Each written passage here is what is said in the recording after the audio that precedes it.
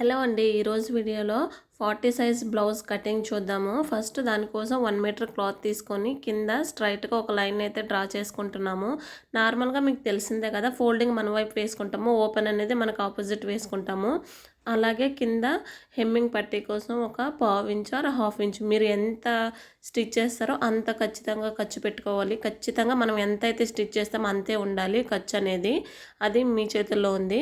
And next వచ్చేసి blouse length చూసుకోవాలి. Shoulder పైనుండి ఇక్కడ టక్స్ వరకు ఎంత లెంత్ ఉందో చూసుకోవాలి. దీనికి వచ్చేసి 15 ఇంచెస్ ఉంది. సో ఇక్కడ నుంచి 15 ఇంచెస్కి మనం మార్క్ చేసుకోవాలి. ఇది మన యొక్క బ్లౌజ్ లెంత్ అన్నమాట.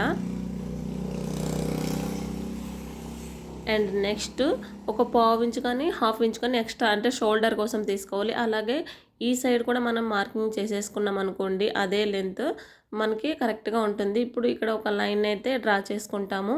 అంటే 15 ఇంచు పొడవు వచ్చింది, ఒక హాఫ్ ఇంచు నేను పెంచుకున్నాను షోల్డర్ జాయింట్ కోసం అనమాట. మీరు హాఫ్ ఇంచు పెడితే హాఫ్ ఇంచు, పావు ఇంచు పెడితే పావు ఇంచు. ఆ ఖర్చులు మనం ఎంతైతే పెడతామో అంతే స్టిచ్చింగ్ చేయాలి. సో అందుకోసము అది మన చాయిస్ ఉంటుంది. అండ్ నెక్స్ట్ బ్లౌజ్ వెడల్పు చూసుకోవాలి. వెడల్పు చూసుకోవడానికి చెస్ట్ లూజ్ అండ్ కోసం అండి.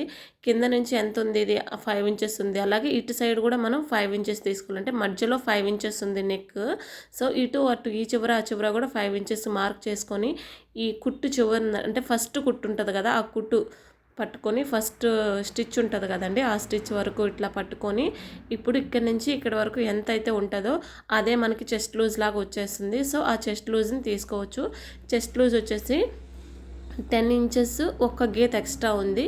సో సేమ్ ఎగ్జాక్ట్గా మనకి ఎంత అయితే వచ్చిందో అంతే పెట్టుకొని ఖర్చు కోసం 1.5 ఇంచ్ పెట్టుకోవాలి. ఇంకంతే, ఇది ఒక లైన్గా డ్రా చేసుకోవాలి. ఇప్పుడు మనకి ఏమైంది, బ్లౌజ్ యొక్క పొడవు అలాగే వెడల్పు కూడా వచ్చేసింది, ఈ రెండు కూడా వచ్చేసినాయి కదా. ఇంకా నెక్స్ట్ ఏం చూసుకోవాలంటే ఒకసారి నడుము లూజ్ కూడా చెక్ చేసుకోవాలంటే, మనం ఇప్పుడు చెస్ట్ లూజ్ చూసుకున్నాం కదా, ఒక్కసారి నడుము లూజ్ కూడా చెక్ చేసుకుంటే మనకి నీట్గా ఉంటుంది. బ్లౌజ్ స్టార్టింగ్ నుంచి అంటే కింద భాగం నడుము లూజ్ అంటే అర్థమవుతుంది కదా, ఈ స్టార్టింగ్ నుంచి ఉక్సుల పట్టీ ఉంది కదా, ఉక్సుల పట్టీ దగ్గర నుంచి కాజా పట్టీ వరకు తీసుకోవాలి. అలాగే ఎక్స్ట్రా కాజా పట్టీ ఉంది కదా, అది మాత్రం వదిలేయాలి. అక్కడ ఒక హాఫ్ ఇంచ్ ఉంది కదా, కాజా పట్టీని మాత్రం వదిలేసి మొత్తం లెంత్ ఎంత ఉందో చూసుకొని దాంట్లో 4వ భాగం మనకి నడుము లూజ్ వస్తుంది. నాకు నడుము లూజ్ ఇక్కడ వరకు వచ్చింది. ఇక్కడ గ్యాప్ ఎంత అయితే ఉంటుందో అదే గ్యాప్ని మనం టక్స్గా వేసుకుంటే అదే విధంగా మనం స్టిచ్ వేసేసుకోవచ్చు. అంటే చెస్ట్ లూజ్కి మనం లైన్ మార్క్ చేసుకున్నాం కదా, సో అదే లైన్ మీద మనం స్టిచ్ అనేది వేసేసుకోవచ్చు స్టిచ్ చేసుకునేటప్పుడు. సో ఇప్పుడు బ్యాక్ టక్స్ కోసం ఈ రెండిటికి మధ్యలో మనం డ్రా చేసుకోవాలండి. బ్యాక్ టక్స్ యొక్క పొడవు ఒక 4 ఇంచెస్ తీసుకుంటే సరిపోతుంది, లేదంటే 4.5 ఇంచ్ వరకు తీసుకోవచ్చు. ఇప్పుడు మనకు అక్కడ ఎంత అయితే గ్యాప్ వచ్చింది 1 ఇంచ్ వచ్చింది కాబట్టి ఇటు అటు హాఫ్ ఇంచ్ లాగా వేసేసుకొని ఆ లైన్కి 1 ఇంచ్ అనేది ఇక్కడ మనకి కలిసిపోతుంది అనమాట. ఈ విధంగా డ్రా చేసుకుంటాము. నెక్స్ట్ వచ్చేసి ఇక్కడ వచ్చేసి నెక్ లెంత్ వచ్చేసి ఇక్కడ 5.5 తీసుకుంటే, అంటే ఫుల్ షోల్డర్ మనకి 5.5 తీసుకుంటే సరిపోతుంది. దాదాపుగా ఇదే సరిపోతుంది ఎగ్జాక్ట్గా. కాకపోతే ఇక్కడ షోల్డర్ వచ్చేసి ఎంత ఉందో అంత పెట్టుకుంటే చాలండి. చాలామందికి 5.5 అయితే సరిపోతుంది. ఒకసారి చెక్ చేస్తున్నా చూడండి. నెక్ వచ్చేసి ఇది 2.5 ఉంది అండ్ ఇది వచ్చి 3 ఇంచెస్ ఉంది. ఓకే, 5.5 వచ్చేసింది. అండ్ నెక్స్ట్ నెక్ డీప్ చూసుకోవాలంటే ఇక్కడ చూసుకోవాలన్నమాట. మనం ఈ రెండింటికి సమానంగా ఇట్లా పట్టుకొని ఇక్కడ నుంచి ఇది ఎక్కడి వరకు అయితే ఉందో అక్కడ వరకు మార్క్ చేసేసుకొని ఇంకా స్టిచ్చింగ్ ఖర్చు కోసం వచ్చేసి ఒక పావు ఇంచ్ మార్క్ చేసేసుకున్నామంటే నెక్ డీప్ అనేది మనకు వచ్చేస్తుంది. అంటే ఎంత పొడుగు ఉండాలనేది వచ్చేస్తుంది. పైన 2.5 ఉంది కదా, సో కింద ఒక 3 ఇంచెస్ తీసుకున్నామంటే రౌండ్ అనేది చూడడానికి చాలా నీట్గా ఉంటుంది, ఫినిషింగ్ కూడా నీట్గా వస్తుందండి. 3 ఇంచెస్కి ఇట్లా మార్క్ చేసేసుకొని ఇక్కడ రౌండ్ చేసేసుకోవడమే. ఇప్పుడు మనకి నెక్ డీప్ కూడా అయిపోయింది. అలాగే ఇక్కడ చంక డౌన్, ఆర్మ్ డౌన్ ఎంత ఉండాలి అనేది ఒక్కొక్క దాన్ని బట్టి ఉంటుంది. మీరు సేమ్ యాజ్ ఇట్ ఈజ్ ఆది బ్లౌజ్లో ఎలా ఉందో అలాగే రావాలనుకుంటే ఇక్కడ కొలత చూసేసుకోవచ్చు డైరెక్ట్గా. ఇక్కడ నుంచి ఇక్కడికి ఎంత పొడవు అయితే ఉందో అంత పొడవు పెట్టేసుకోవచ్చు. బట్ ఈ బ్లౌజ్కి కొంచెం ముడతలు వస్తున్నాయి కాబట్టి నేను దాని ప్రకారం తీసుకోవట్లేదు. ఇక్కడ ఇది ఉంది కదా ఆర్మ్ లూజ్, ఇక్కడ షోల్డర్ జాయింట్ ఉంది కదండి, అక్కడ నుంచి తీస్తున్నాను. ఇక్కడ నుంచి షోల్డర్ జాయింట్ దగ్గర నుంచి ఇక్కడ ఫస్ట్ కుట్టు ఉంటుంది కదా, ఇక్కడ ఆర్మ్ దగ్గర చంక దగ్గర అనమాట, ఇక్కడ నుంచి ఇక్కడ దాకా ఎంత అయితే ఉందో అంత చూసుకోవాలి. ఆ రౌండ్ అది వచ్చేసి క్రాస్ వచ్చేసి నాకు 9.5 వచ్చింది. సో ఇప్పుడు మనం డ్రా చేసేది ఆ 9.5కి మ్యాచ్ అవ్వాలి ఎగ్జాక్ట్గా. సో ఆ విధంగా డ్రా చేసుకోవాలి. ఫస్ట్ అయితే 5.5 ఇంచ్ డౌన్కి ఇలా అయితే మార్క్ చేసుకుంటున్నాను. ఒకసారి ఇలా మార్క్ చేసుకొని చూసుకుందాము. అప్పుడు ఎంతైతే వస్తుందో దాన్ని బట్టి మనం క్యాలిక్యులేట్ చేసుకొని అది 9.5 రాకపోతే ఆ రౌండ్ మళ్ళీ మనం కిందికి పెట్టుకోవాలన్నమాట. అలాగే పైన 5.5 ఉంది కదా, కింద కూడా అంతే ఉందో లేదో ఒకసారి చెక్ చేసుకోవాలి. 5.5 ఇంచ్కే ఉంది, లేకపోతే అది కొంచెం క్రాస్లో వస్తుంది, అటు ఇటుగా కొంచెం చూసుకుంటే నీట్గా వస్తుంది. ఇవన్నీ పాటిస్తే బ్లౌజ్ అనేది మనకి పర్ఫెక్ట్గా వచ్చేస్తుంది. ఏ బ్లౌజ్కైనా క్రాస్ 1.5 తీసుకొని ఇక్కడ నుంచి ఇట్లా చిన్నగా డౌన్ చేసుకుంటూ వచ్చేసాను. ఇట్లా డౌన్ చేసేసాను కదా. ఈ రౌండ్ అనేది మనకి 9.5 ఇంచ్ ఉండాలంటే మనం హ్యాండ్ దగ్గర తీసుకున్నాం కదండి, అంటే షోల్డర్ దగ్గర నుంచి చంక కుట్టు దగ్గర తీసుకున్నాం కదా, అక్కడ వరకు అనమాట.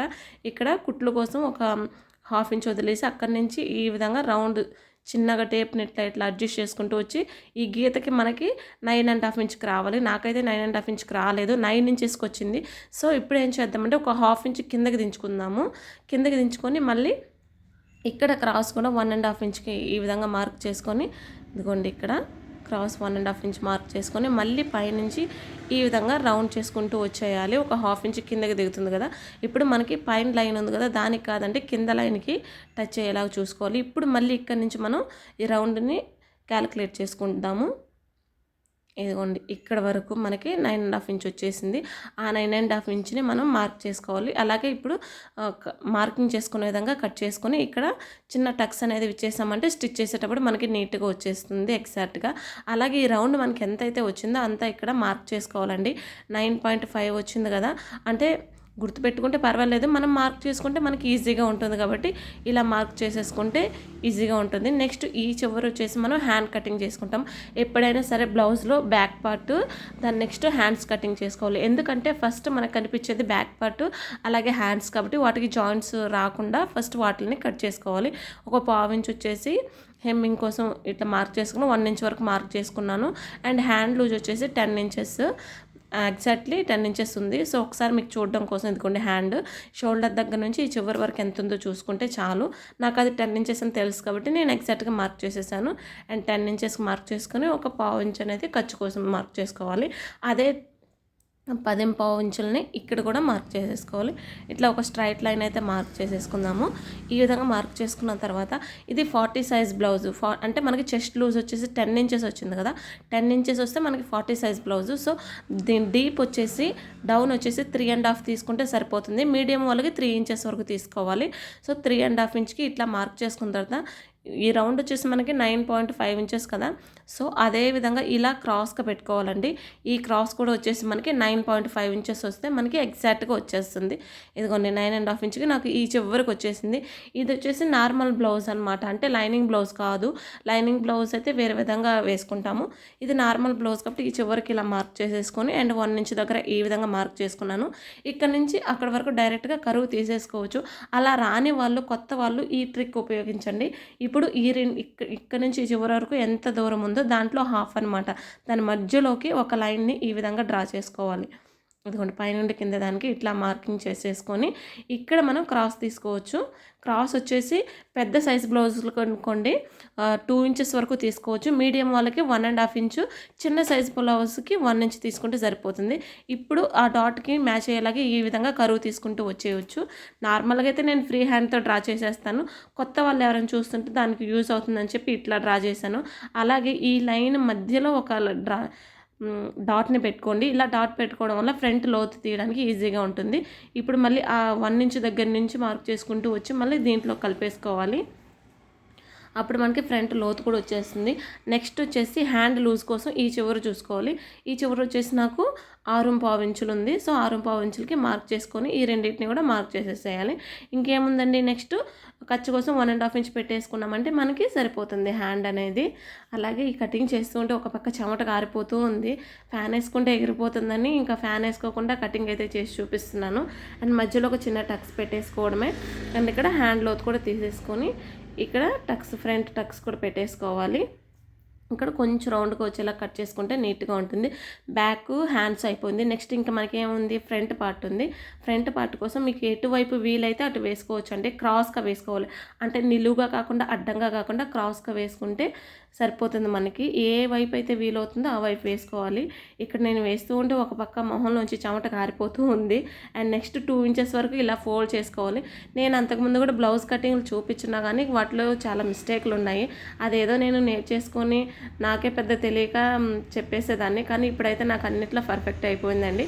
సో అందుకని ఇక్కడ నుంచి పెడదామని అయితే అనుకుంటున్నాను. ఇక్కడ లైన్ కూడా మనకి ఖచ్చితంగా స్కేల్తో గీసుకోవాలి, ఫ్రీ హ్యాండ్తో గీసుకోకూడదు. నేను నేర్చుకున్న కొత్తలో ఫ్రీ హ్యాండ్తో గీసుకునేదాన్ని. ఇట్లా చుట్టూ కూడా మార్కింగ్ చేసేసుకుంటూ వెళ్ళిపోవాలి. అలాగే ఇక్కడ వచ్చేసి ఒక 1.5 ఇంచ్ కదంటే ఖర్చు, ఆ 1.5 ఇంచ్ ఖర్చుని ఇట్లా మార్కింగ్ చేసేసుకోవాలి. చుట్టూ మనం యాజ్ ఇట్ ఈజ్ ఇంకా ఎట్లా అయితే ఉందో అలా మార్క్ చేసేసుకోవడమే. ఇప్పుడు మనం చెస్ట్ లూజ్ కాదు, చెస్ట్ పొడవు అంటే ఫ్రంట్ పార్ట్ యొక్క పొడవు చూసుకోవాలి. దానికోసం పైన షోల్డర్ దగ్గర నుంచి ఇక్కడ వరకు ఎంత అయితే ఉందో చూసుకోవాలి. ఇది వచ్చేసి నాకు 13 ఇంచెస్ 13 ఇంచులు అయితే వచ్చింది. నాకు 13 ఇంచులు వచ్చింది కదా. ఇట్లా చూసేటప్పుడు కొంచెం కన్ఫ్యూజన్ ఉంటుందండి, ఒక్కొక్కసారి సరిగ్గా రాదు. అలాంటప్పుడు మనం ఏం చేయాలంటే ఈ షోల్డర్ దగ్గర నుంచి ఈ కుట్టు వరకు పట్టుకొని గట్టిగా సాగదీసేయడమే, టేప్తో పాటు సాగదీసేసుకోవడమే. ఈ విధంగా సాగదీసుకుంటూ కూడా దాని యొక్క కొలతను చూసుకోవచ్చు. సాగు తీసుకుంటే మనకి ఎంతైతే వచ్చిందో దానికంటే ఒక 1 ఇంచ్ తగ్గించాలన్నమాట ఫ్రంట్ పార్ట్ యొక్క పొడవు. ఇప్పుడు 14 ఇంచెస్ వచ్చింది అంటే 13 ఇంచులు. నార్మల్గా చూసినా 13 ఇంచులు వచ్చింది, ఈ ప్రాసెస్ ప్రకారం చూసినా కూడా 13 ఇంచులు వచ్చింది. అంటే సాగదీసేసి ఒక 1 ఇంచ్ తగ్గించేసుకుంటే చాలు. చెస్ట్ యొక్క పొడవు అనేది ఫ్రంట్ పార్ట్ పొడవు మనకి వచ్చేస్తుంది. అక్కడ మాత్రం ఖచ్చితంగా ఇట్లా స్ట్రైట్గానే ఉండాలండి లైను. అంటే ఫ్రంట్ పొడవు దగ్గర ఇట్లా స్ట్రైట్గా లైన్ డ్రా చేసేసుకోవాలి. ఇలా డ్రా చేసుకుంటేనే మనకి నీట్గా వస్తుంది. నేను అంతకుముందు అయితే అంటే కొత్తగా నేర్చుకున్నప్పుడు ఇది కూడా స్ట్రైట్గా లైన్ డ్రా చేసేదాన్ని కాదు, జస్ట్ అట్లా డ్రా చేసేదాన్ని. అలాగే హుక్స్ల పట్టీ నుండి ఈ టక్స్ వరకు ఎంత దూరం ఉంది అనేది చూసుకోవాలంటే మధ్య కుట్టు ఉంది కదా, అక్కడ వరకు ఎంత దూరం ఉంది అనేది ఒకసారి చెక్ చేసుకుందాము.